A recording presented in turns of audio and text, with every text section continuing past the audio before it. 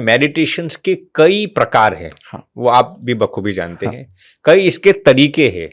लेकिन जो रिसर्च कहता है और हमारे जो सनातन ग्रंथ है वो दोनों क्या कहते हैं, सबसे बेस्ट तरीका और सबसे इजीएस्ट तरीका और सबसे पावरफुल मेडिटेशन क्या है वो मैं आपको बताता हूँ। इजी भी है और पावरफुल भी है। उसको कहते हैं द मेडिटेशन ऑफ ग्रेटिट्यूड। ये यूनिवर्सिटी ऑफ स्पेन ने इस शब्द का इस्तेमाल किया है, मेडिटेशन ऑफ ग्रेटिट्यूड। अब इसमें आपको करना क्या है वो मैं आपको सिखाता हूँ अमित भाई।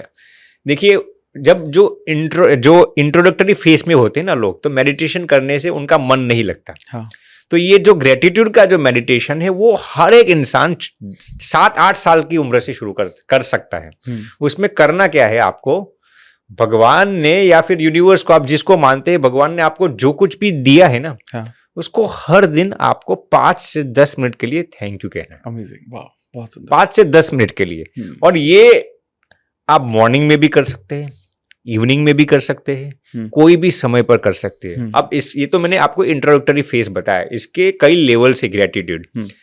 देखिए, अक्सर लोग ग्रेटिट्यूड को अमित भाई कैसे लेते हैं, भगवान ने आपको जो दिया है उसका थैंक यू कहना। हाँ। ये तो बहुत ही प्राइमरी लेवल है जी, करेक्ट। भगवान खुश होंगे, आप जो मैनिफेस्ट करना चाहेंगे वो भी होगा, लेकिन पावरफुल तरीका क्या है, मैं आपको जो चाहिए ना, उसके लिए आप पहले से भगवान को थैंक यू कहना शुरू करें। ऐसा नहीं कि भगवान ने, यदि आपको 2 व्हीलर चाहिए तो भगवान ने दी दिया, थैंक यू तो कह दिया।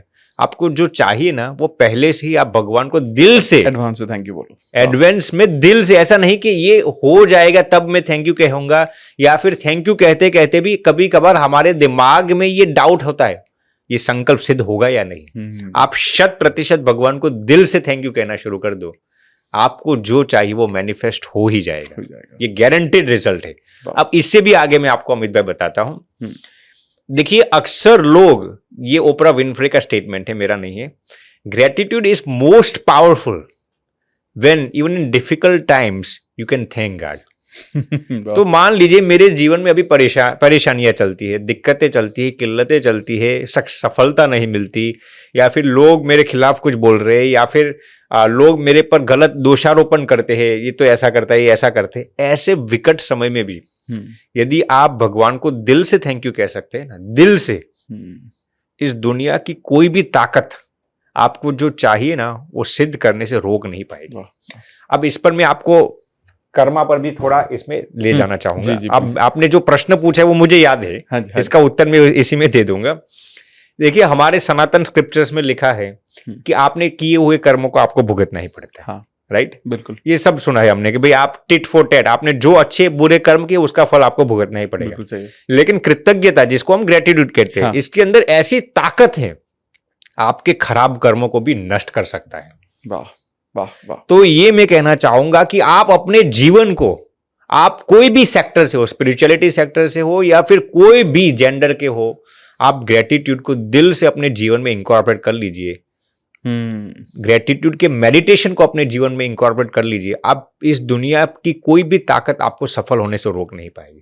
और उसमें भी मैंने आपको जो बताया, सिर्फ प्राइमरी ग्रेटिट्यूड नहीं, भगवान ने आपको जो दिया है उसका ही थैंक यू कहना, ऐसा नहीं, आपको जो चाहिए उसका भी आप पहले से थैंक यू कहना शुरू कर दीजिए। इतना ही नहीं, मुश्किल दौर में भी, मुश्किल समय में भी आप भगवान को दिल से थैंक यू कहना सीखिए। ऐसे समय में थैंक यू कहना बहुत मुश्किल होता है, मैं समझता हूं। जब लोग आप पर गलत दोषारोपण करे, असफलताएं मिलती है, लॉस होता हो, तब ऐसे समय में हर एक इंसान शिकायत ही करता है। हाँ, लेकिन ग्रेटिट्यूड की सही परीक्षा उसी वक्त होती है। और यदि उस परीक्षा में, उस इम्तिहान में यदि आप पास हो गए, तो मैं गारंटी के साथ कह सकता हूं भगवान आप पर इतना प्रसन्न हो जाएंगे, इतना प्रसन्न हो जाएंगे, आपके प्रारब्ध में जो लिखा होगा उससे 10 गुना ज्यादा दे देंगे। वाह वाह वाह। तो ये मेडिटेशन को हर एक इंसान को अमित भाई हर दिन प्रैक्टिस करना चाहिए।